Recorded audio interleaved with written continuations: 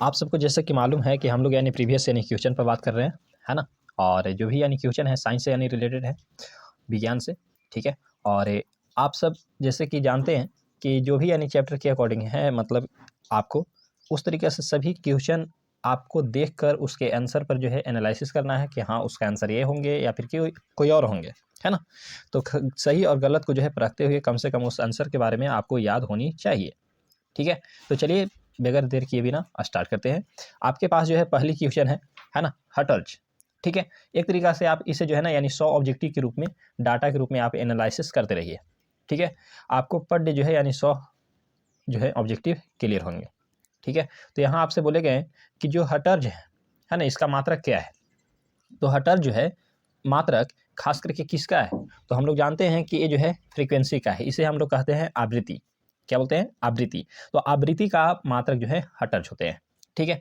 इसी तरह से आपसे इस स्थान पर यानी पूछे गए हैं, ठीक है? क्या बोला गया है कि इस स्थान पर आपसे बोला गया है कि किस ताप पर सेंटीग्रेड और फ़ारेनहाइट पैमाने का मान जो है समान होते हैं। तो आपको जो है माइनस यानी 40 डिग्री पर जो है ये दोनों का सेंटीग्रेड और फ़ारेनहाइट का जो पैमाना होता है, जो मापने के जो यानी अथी हो, जो यानी इंस्ट्रूमेंट है, उस पर समान होते हैं माइनस 40 डिग्री पर, ठीक है? इस तरह से आपसे यहाँ बोले जा रहे हैं क्या कि डीएनए के मूल जो है यानी मात्रक है। तो डीएनए के मूल मात्रक मतलब डीएनए का एक मेन जो है पार्ट। तो डीएनए में जो है ना सबसे मेन पार्ट है न्यूक्लियोटाइड का, ठीक है? न्यूक्लियोटाइड ही जो है यानी डीएनए का सबसे मूल मात्रक होते हैं, अर्थात उसका मेन भाग, ठीक है? तो इसी तरीके से यहाँ आपसे पूछे जा रहे हैं क्या कि ऊर्जा संरक्षण जो नियम है इसका अर्थ क्या है? तो आप समझ जाइए कि ऊर्जा संरक्षण नियम एक कोई नियम ज़्यादा तो नहीं है, मतलब कहे का मतलब कि ऊर्जा संरक्षण के मतलब क्या होता है? इसका अर्थ आप क्या समझ सकते हैं? तो ऊर्जा का मतलब आप इतना ही जानिए कि ऊर्जा ना तो जो है हम उत्पन्न कर सकते हैं और ना ही इसको नष्ट कर सकते हैं, मतलब विनाश कर सकते हैं। ये हमेशा किसी न किसी रूप में विद्यमान होते हैं, ठीक है? यानी संरक्षित रहते हैं। तो वही पार्ट को जो है लिखा गया है कि ऊर्जा का ना तो यानी निर्माण किया जा सकता है और ना ही जो है विनाश किया जाता है, केवल जो है संरक्षित किया जा सकता है, ठीक है? ऊर्जा संरक्षण के नियम के तहत अर्थात ऊर्जा के उपरांत। यहाँ आपसे बोले जा रहे हैं रेल की पटरी पर जो जोड़ यानी पट्टी होती है ना? जो रेल की पटरी होती है उस पर कहूँ-कहूँ जो है यानी जोड़ा जाता है, ठीक है? तो जोड़ यानी पट्टी पर यानी जिस चीज़ को हम लोग बोलते हैं फीस प्लेट, ठीक है? फीस प्लेट का यानी प्रयोग यानी किसके लिए होता है ना? तो जहाँ तक आप जानते हैं जोड़ने के लेकर, तो जोड़ने के लेकर ही दोनों पटरियों को जो है यानी फीस प्लेट का इस्तेमाल किया जाता है। मतलब कि 2 यानी पटरियों को यानी जोड़ने के लिए जो है फीस प्लेट का इस्तेमाल करते हैं, मतलब जोड़ पट्टी का इस्तेमाल करते हैं, ठीक है? उसी तरह से जैसे आप कह सकते हैं, है ना? कि फ़ोन के यानी मैन्युअली का काम है, तो एक कॉल का जो है यानी फ़ोन करना। उसी तरह से जो है इसके अलावा भी और काम है, तो उसी तरह से जो है फीस प्लेट का काम है पटरियों को जोड़ने के लिए इस्तेमाल करना, ठीक है? तो इसी तरह से यहाँ बोले जा रहे हैं कि डॉक्टर सीवी जोरामन थे, है ना? किस विषय के लिए जो है इनको नोबेल पुरस्कार से सम्मानित किया गया था?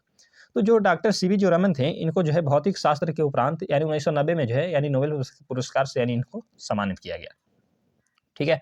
यहाँ पे आपसे बोले जा रहे हैं कि समुद्री मील किसकी यानी दूरी का एक इकाई है?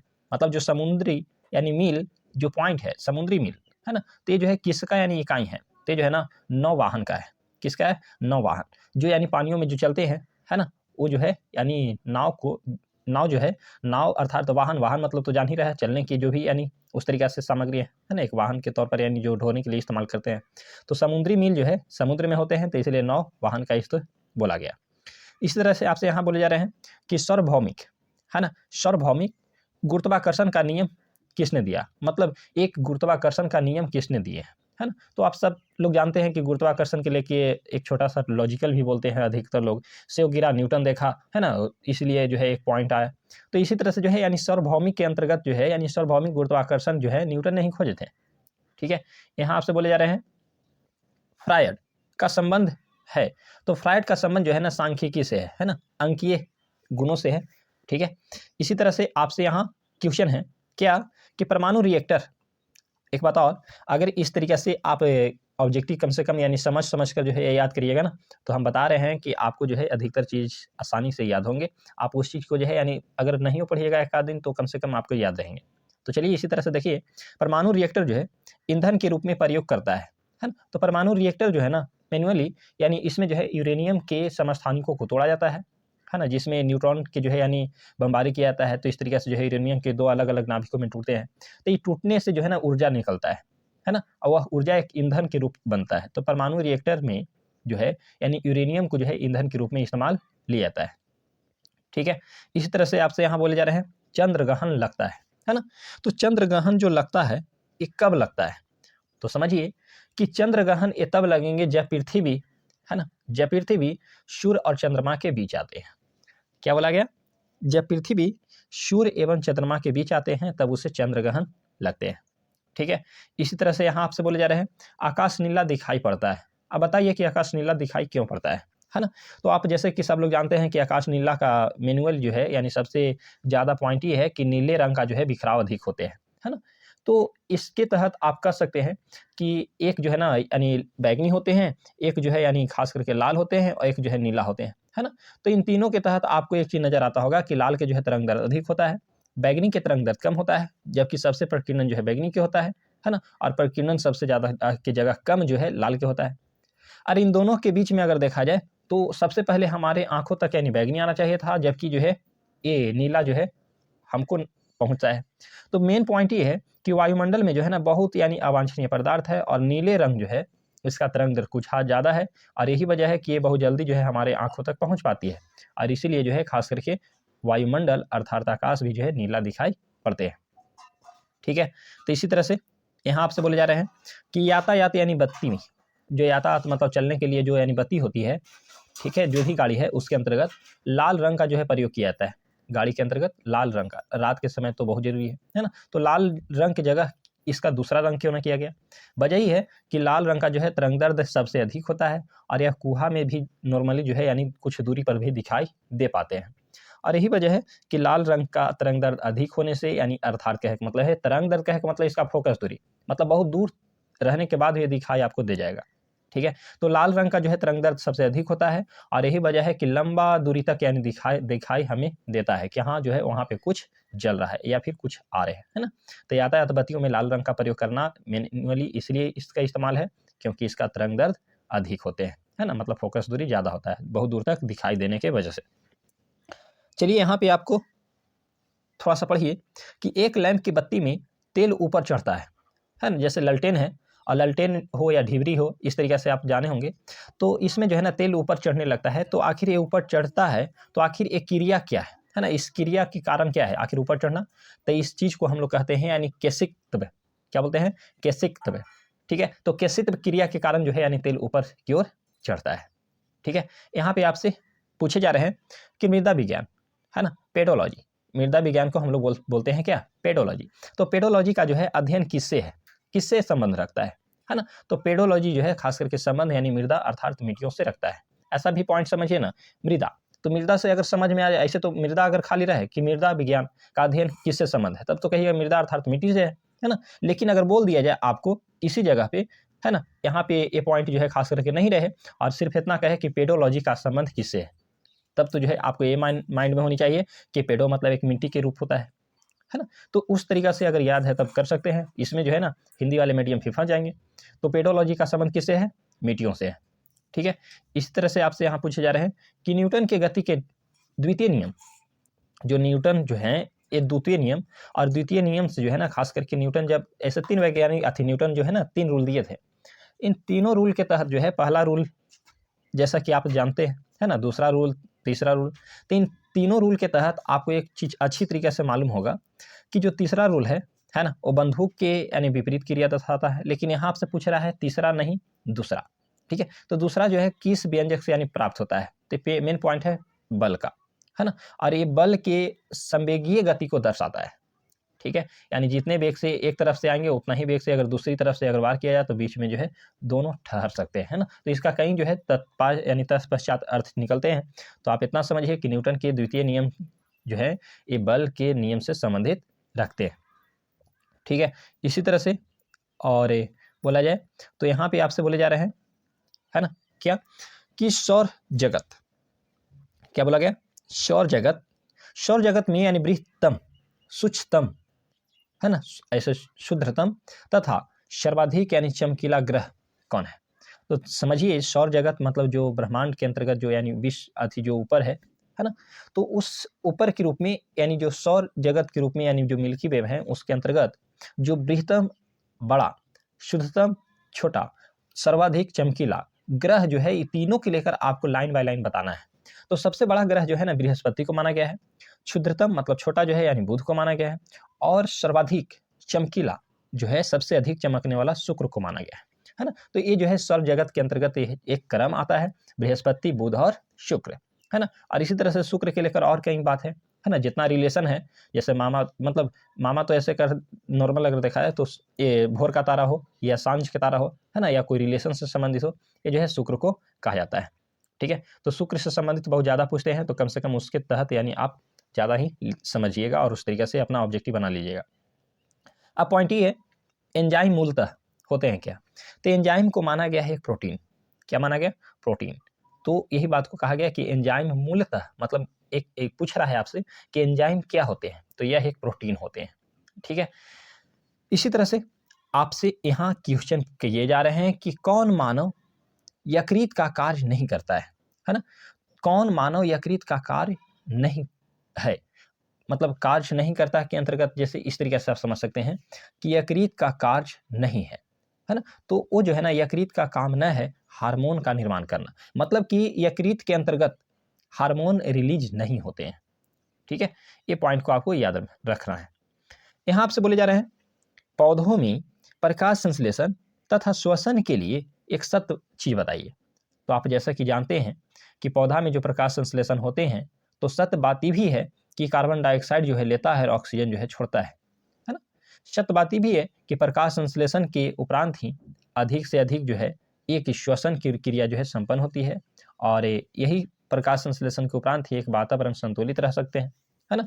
और यही जो है एक सत्य बातों में यहाँ पे बताया जाए है कि श्वसन से प्रकाश संश्लेषण अधिक जो है तेजी से होता है। मतलब एक श्वसन की क्रिया और प्रकाश संश्लेषण की क्रिया जो है, श्वसन से प्रकाश संश्लेषण अधिक तेजी में संपन्न होता है। ठीक है, ये जो है सत्य बातें घटना रहती है। उसके बाद यहाँ आपसे बोले जा रहे हैं कि 27 डिग्री सेल्सियस पर एक गैस का दाब पारे का 75 सेंटीमीटर है। यानी जो 27 डिग्री सेल्सियस पर एक गैस का दाब पारे का जो है यानी 75 डिग्री सेल्सियस है। जिस तापक्रम पर दाब दुगना होगा जब आयतन को यानी स्थिर रख दिया जाए, तो वह जो है खास करके 327 डिग्री सेल्सियस होंगे। ठीक है, इसी तरह से आपसे यहाँ पूछे जा रहे हैं यदि विस्थापन डी है ना, यदि विस्थापन डी है, कहने का मतलब है डिस्प्लेसमेंट अर्थात डी, यदि बल एफ है यानी फोर्स एफ है की दिशा में है ना, यानी विस्थापन बल की दिशा में है, तो बताइए कार्य जो है क्या किया होगा। मतलब जब विस्थापन जिस ओर है उसी ओर अगर बल लगता है, तो बताइए तो इसका काम करने की ओर होगा, तो हमेशा अधिकतम होगा और साथ में क्या होगा, धनात्मक होंगे। नेगेटिव तो लग ही नहीं रहा है ना, दोनों का डायरेक्शन सेम ही है। ठीक है, तो इस तरीके से आप समझ सकते हैं। यहाँ पे आपसे बोले जा रहे हैं सरल है ना आवर्त गति में आयाम ए एवं अवधि टी, एम्पलीट्यूड मतलब होता है आयाम, अवधि मतलब होता है टाइम पीरियड। ठीक है, तो इसके उपरांत आयाम ए एवं अवधि टी है, तो अधिकतम वेग बताइए। ठीक है, तो अधिकतम वेग जो होते हैं 2πa/t। ठीक है, तो इस तरीके से आप समझ रहे होंगे। चलिए यहाँ आपसे पूछे जा रहे हैं एक कूलाम आवेश बराबर है, एक कूलाम आवेश बराबर है, मतलब कि एक कूलाम में कितने इलेक्ट्रॉन होते हैं, आपसे किया गया क्वेश्चन। तो आप बताइए कि 6.25 गुने 10 जो है यानी 18 होते हैं इलेक्ट्रॉन। ठीक है, लेकिन अगर इससे पूछ दे ऐसे कि एक इलेक्ट्रॉन में कितने कूलाम होते हैं, तो आप इस चीज़ को बताइए 1.6 गुने 10 जो है माइनस यानी 19 कूलाम। ठीक है, तो इस तरीके से आप जो है करिएगा। यहाँ आपसे बोले जा रहे हैं किसके कारण आकाश नीला दिखाई देता है, तो जैसे कि आप जानते हैं कि आकाश नीला दिखाई देना प्रकाश के प्रकीर्णन की घटना है। ठीक है, इसी तरह से यहाँ आपको बोला गया है कि संधारित्र की धारिता का जो है यानी एसआई मात्रक क्या होते हैं, तो संधारित्र की धारिता का एसआई मात्रक जो है फैराड होते हैं। ठीक है, यहाँ आपसे क्वेश्चन किए जा रहे हैं कि प्रसरव जो ध्वनि है ना, इसकी आवृत्ति क्या है। तो प्रसव जो ध्वनि होती है ये कम से कम 20,000 कंपन प्रति सेकंड से ऊपर होता है। मतलब 1 सेकंड में 20,000 तक यानी कंपन कर लेता है प्रसव ध्वनि के अंतर्गत। यहाँ आपसे पूछे जा रहे हैं कि 100 वाट जो है 100 वाट 250 वोल्ट चिन्ह जो है बल्ब से यानी होकर प्रवाहमान धारा क्या है। कहने का मतलब है कि जो बल्ब होते हैं उस बल्ब पर जो है यानी 100 वाट लिखा हुआ रहता है और 250 वोल्ट है, ठीक है, उस पर लिखा हुआ है। तो बताइए कि उस बल्ब जो है यानी धारा कितना ले सकते हैं ना। तो धारा की जो इसका सीमा होंगे वो एक्चुअली 0.4 एम्पियर होंगे, ठीक है। इसी तरह से आपसे यहाँ बोले जा रहे हैं कि दाब की बीमा है। तो दाब के जो बीमा होते हैं ml इनवर्स (10⁻⁻2) होते हैं, ठीक है। यहाँ आपसे बोले जा रहे हैं रॉकेट किस सिद्धांत के आधार पर काम करता है, मतलब कार्य करता है ना। तो रॉकेट हमेशा जो है रेखीय यानी संवेग संरक्षण के सिद्धांत पर कार्य करते हैं, रेखीय संवेग संरक्षण के सिद्धांत पर, ठीक है। यहाँ आपसे बोले जा रहे हैं कि 1 किलोवाट घंटा बराबर है। तो 1 किलोवाट जो घंटा होते हैं वो कितने के बराबर है। तो ये जो है ना खास करके 1 यूनिट के बराबर होते हैं। कितना? 1 यूनिट के, मतलब 1 किलोवाट घंटा कितने के बराबर है। तो 1 यूनिट के हैं, ठीक है। इस तरीके से आपको माइंड में रखनी है। यहाँ आपसे बोले गए एक अभिसारी लेंस की फोकस दूरी है। तो आप जैसे कि जानते हैं कि कोई अभिसारी लेंस के तहत, अभिसारी लेंस कहने का मतलब है कि उत्तल लेंस, ठीक है। तो ये जो यानी होते हैं इस लेंस की फोकस दूरी क्या होंगे। तो जैसा कि आप सब जानते हैं धनात्मक होते हैं, ठीक है। इसी तरह से यहाँ आपसे बोले जा रहे हैं कि जो रडार होता है ना, रडार निकाय मतलब रडार के अलग अलग जो पॉइंट होते हैं, है ना, उस घटना में उसका जो है यानी प्रयोग क्या करता है। तो रडार के निकाय यानी रडार के सिस्टम में हमेशा विद्युतीय चुंबकीय तरंग होते हैं, है ना। और विद्युतीय चुंबकीय तरंग होने की प्रक्रिया में इसका उपयोग होता है। और यही वजह है कि कोई भी चीज़ को यानी सही तरीके से यानी उसे स्कैन कर सकता है, यानी जान सकता है कि हाँ किस क्या जो है इसके अलग अलग में है या नहीं। यहाँ आपसे बोले जा रहे हैं, है ना, क्या से समझिए।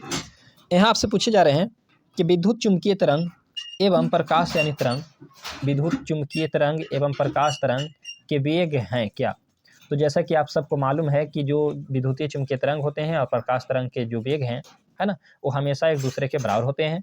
अर्थात कहने का मतलब है कि जो प्रकाश का वेग है यानी चलने की जो गति है वो कम से कम 3 लाख यानी किलोमीटर प्रति सेकंड होते हैं, ठीक है, यानी 3 लाख, ठीक है।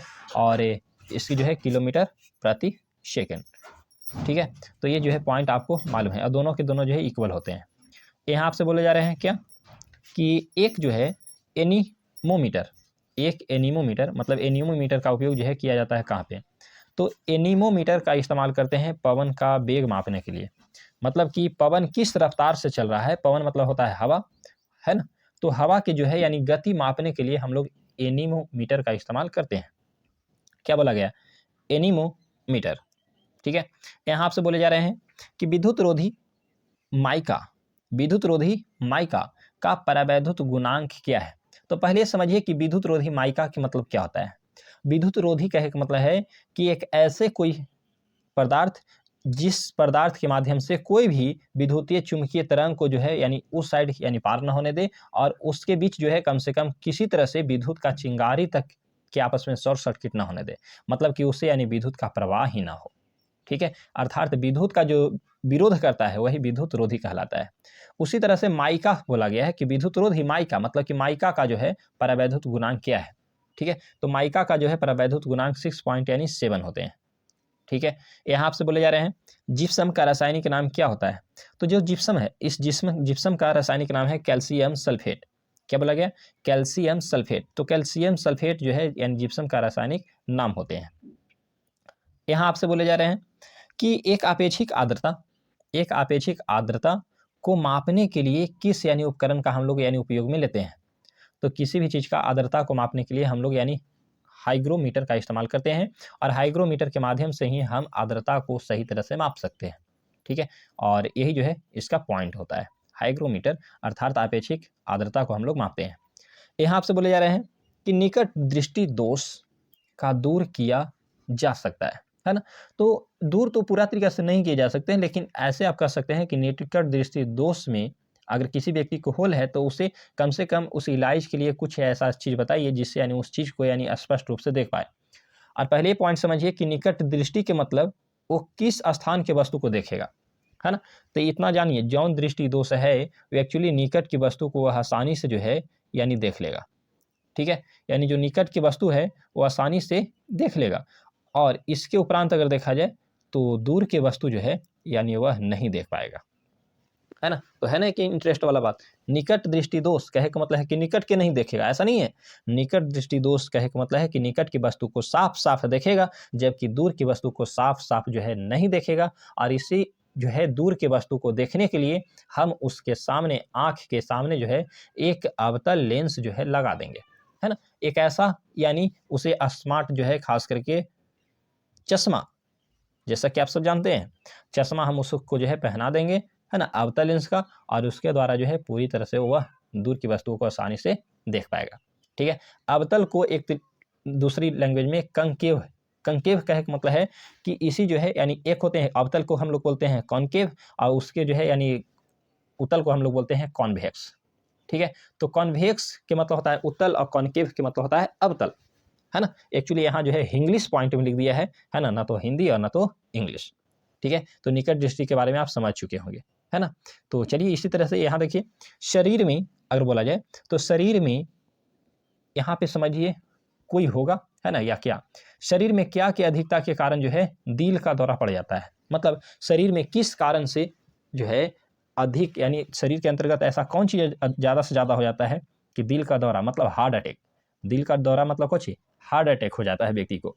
तो जैसे कि आप सब जानते हैं कि हार्ट अटैक होने का मेन पॉइंट है कोलेस्ट्रॉल, ठीक है। ये कोलेस्ट्रॉल ही है जो व्यक्ति का जो है हार्ट अटैक ला देता है, यानी व्यक्ति का मौत।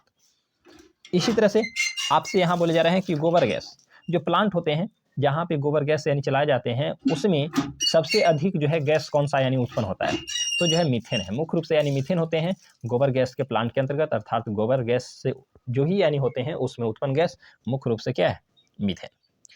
यहाँ आपसे बोले जा रहे हैं पृथ्वी सूर्य से प्रचुरतम मात्रा में यानी ऊर्जा किस रूप में जो है प्राप्त कर लेता है ना, या करती है। तो हमेशा जानिए कि पृथ्वी जो है सूर्य से जो ऊर्जा प्राप्त करता है ना, वो अवरक्त अर्थात तापीय यानी ऊर्जा के रूप में, मतलब उससे तपता है, और तपने के बाद जो है यानी पृथ्वी के अंदर जो है यानी ऊर्जा यानी विद्यमान हो जाता है, ठीक है। इसी चीज़ को हम लोग का क्या बोलते हैं, अवरक्त, ठीक है।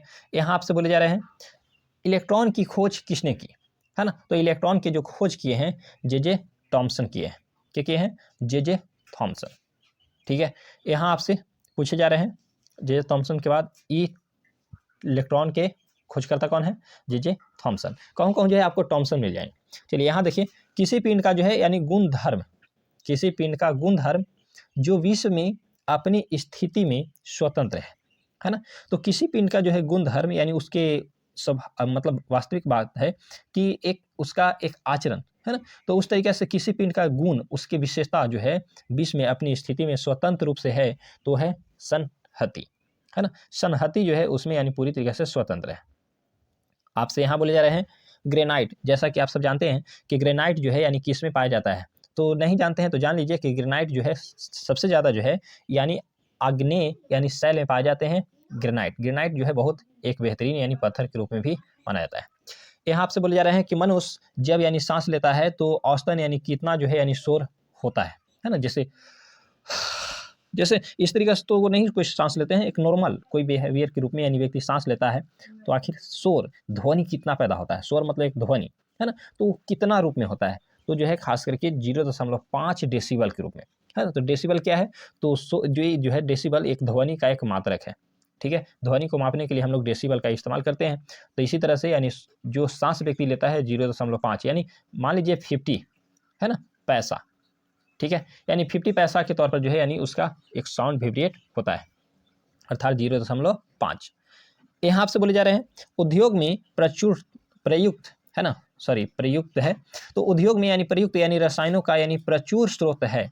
तो उद्योग के अंतर्गत जो है यानी कोलतार सबसे अधिक रूप में देखेला मिलता है। आपसे यहाँ आसानी से पूछे जा रहे हैं कि सामान्यतः, है ना, बहुत सिंपल है कि सामान्यतः विद्युत बल्ब में भरे जाने वाला गैस कौन सा है। जैसा कि आप सब जानते हैं कि जो लाल बल्ब हुआ करता था उसमें आसानी से जो है आपको दिख जाता था, है ना? टंगस्टन हो या उसकी जो है खाली भाग हो या उससे यानी निकली हुई प्रकाश हो, है ना? कि उसमें जो जलता हुआ यानी फिलामेंट हो, तो ये सब जो है भाग दिखता था। और उसी तरह से एलईडी के ज़माने में कुछ अलग ही पॉइंट है। तो यहाँ पे पॉइंट ये है कि विद्युत बल्ब में यानी भरे जाने वाला गैस कौन-सा होता है? तो ये जो है ना एक निष्क्रिय गैस के रूप में यानी आर्गन को भरते हैं या फिर एक नाइट्रोजन के रूप में भरते हैं। तो ज़्यादातर करके निष्क्रिय गैस जो है भरे जाते हैं, ठीक है? अब जैसा काम वैसा इस्तेमाल, लेकिन ज़्यादातर करके आपको हमेशा एक आर्गन के उपरांत में या फिर कम से कम अगर आर्गन नहीं तो कम से कम उसी तरह से यानी निष्क्रिय गैस जो है याद रखिएगा।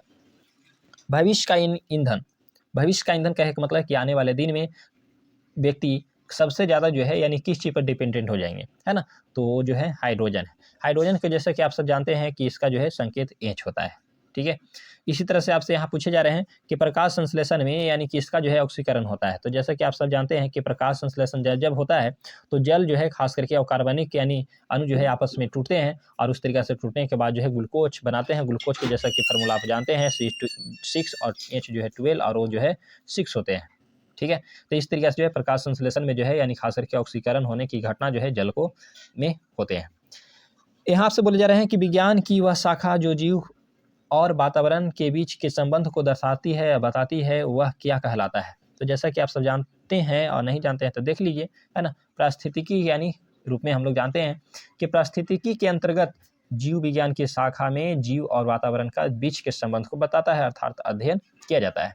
जैसा कि आपके सामने जो है एक लास्ट क्वेश्चन है ना? फिर जो है आगे यानी उस तरीके से और मतलब हम लोग चलेंगे। जैसे कि आप सब इस ऑब्जेक्टिव के तहत यानी जितना भी टॉपिक है आप दोबारा जो है अगर ना कन्फर्म है, आपको नहीं याद है, तो कम से कम एक ऑडियो फॉर्म में जो है सुन लीजिएगा ज़रूरी। चलिए यहाँ देखिए, यहाँ आपसे बोले जा रहे हैं कि मुँह तक, है ना? मुँह तक पानी से भरे ग्लास के अंदर जब तैर रहे बर्फ़ का टुकड़ा पिघल जाता है, तो इस पॉइंट को क्या कहते हैं ना? तो इस पॉइंट को जो है ख़ास करके आप जानते हैं कि जब मुँह तक कोई पानी से भरी यानी गिलास है और उसके अंदर कोई बर्फ़ का टुकड़ा पिघलते जाता है, तब उस स्तर में जल का स्तर जो है अपरिवर्तित जो है बना रहेगा, है ना? मतलब कि जल का स्तर जो है ख़ास करके बढ़ेंगे नहीं, है ना? तो इस जो पॉइंट है ख़ास करके अच्छी तरीके से आप समझ चुके होंगे। तो इसी तरह से हम लोग यानी आगे देखेंगे, ठीक है? तो आगे की क्रिया में जो है यानी रहेंगे हम लोग के, है ना? कि जब कोई यानी वस्तु चंद्रमा से यानी पृथ्वी पर यानी स्थानांतरित की जाती है, तो क्या होते हैं?